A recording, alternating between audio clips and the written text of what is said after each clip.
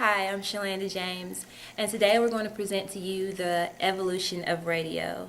I'm here outside of Miss Billy Jones, a 100-year-old, good-looking older woman who's going to talk to you about radio and through the ages and from her point of view. She's going to discuss things like the fireside chats, War of the Worlds in 1938. So take a seat, sit back, and listen to her tell her story. I think it was 1924 when we got our first radio, somewhere around there. I was about 10, 11 years old. That's when that's when some people started getting them in their houses. We got a Crosley XJ receiver, I think is what it was called. That was the cool radio to have. My mama met her doctor, so he was able to get us a radio. We were one of the first people. Not many people had them then. I think you paid like $10 for it. What is that, like $220 now? I think it would be expensive. They were really expensive.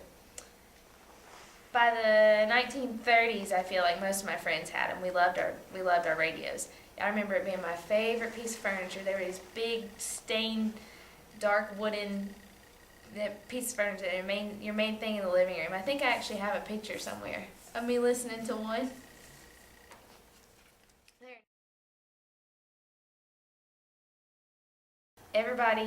The radio became real popular. Everybody started scheduling their days around the radios, their favorite program. I remember in late 30s, 30, 37, 38, something like that, the Chase and Sanborn Hour, that was the popular show. Everybody wanted to listen to it. It was played at Sundays at 8. It was a good time, Sundays at 8. We made sure supper was over by 7:45.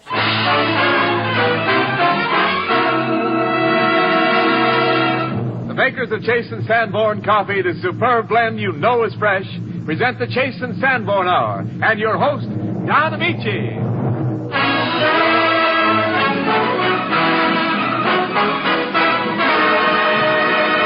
the early 40s, there was a whole lot of war talk on the radio. It kind of got tiresome, and people got sick of listening to it.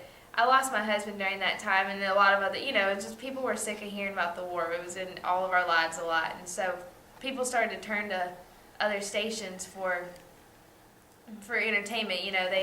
We wanted to hear things that were happier and things like that. So we tried to find comedy stations. And I remember by the mid 40s, the only thing on the radio was comedy stations. It was nonstop, 8 hours of this comedy show and 8 hours of that comedy show. But everything started to get a little more jolly by the 50s. And it was mid 40s, I think, when the TV was introduced.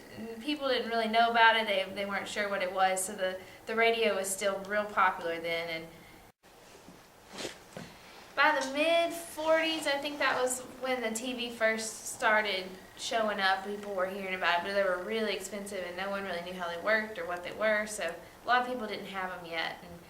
And then in the 50s, we were a lot of housewives. All the women were housewives, and they had a lot of the morning shows geared towards us women. I remember one of my favorites was the Housewives' Choice, and which is nothing like the Housewives of Atlanta or whatever that those young folks watch these days.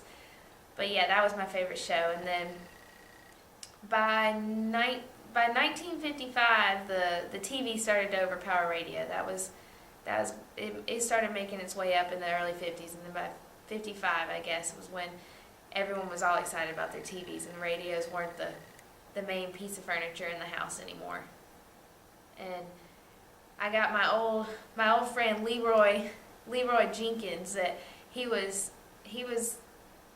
about my age, and I think he's going to tell you guys a little bit more about the 50s and a little bit of time that I was just a stay-at-home mom and grandma playing with my grandbabies. Shelly Playboy. That was a station Win Radio. It had Shelly the Playboy, Tall Paul, Pat Williams, and the other guy, I can't remember the names, but during the Civil Rights era, they would give you messages to let you know when you had your marches. And I didn't really understand the messages. I would go by what my older brothers would tell me.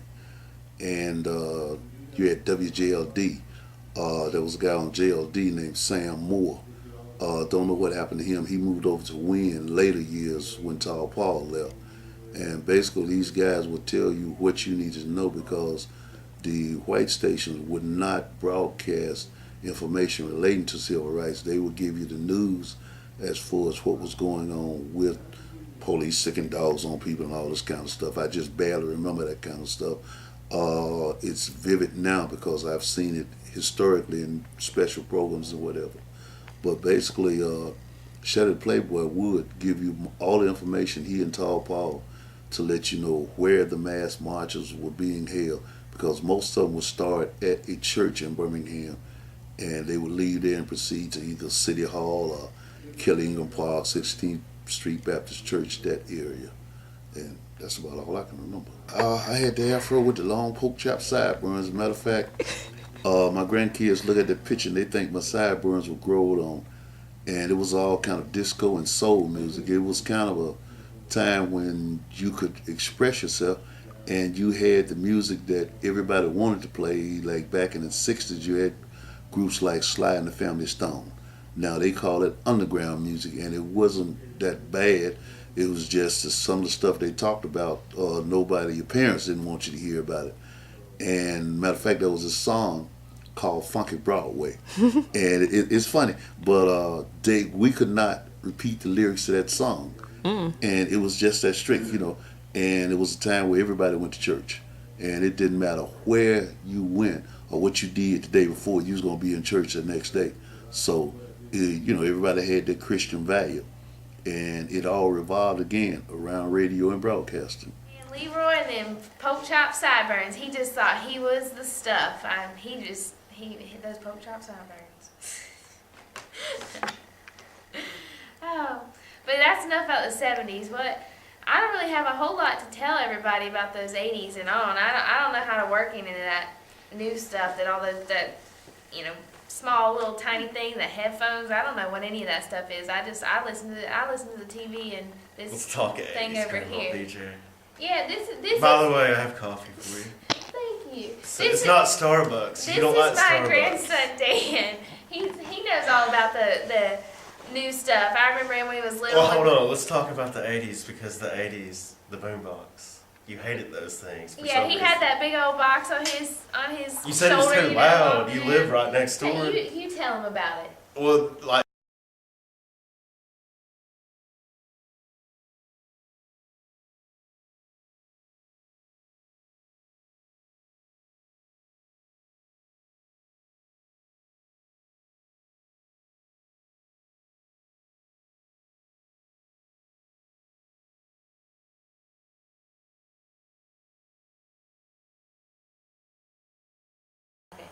Well, that's all, folks. That's the evolution of radio with Miss Billie June and our surprise guest, Dan, her great-grandson. And don't forget, old pork chop Leroy Jenkins. Oh, well, y'all have a great day.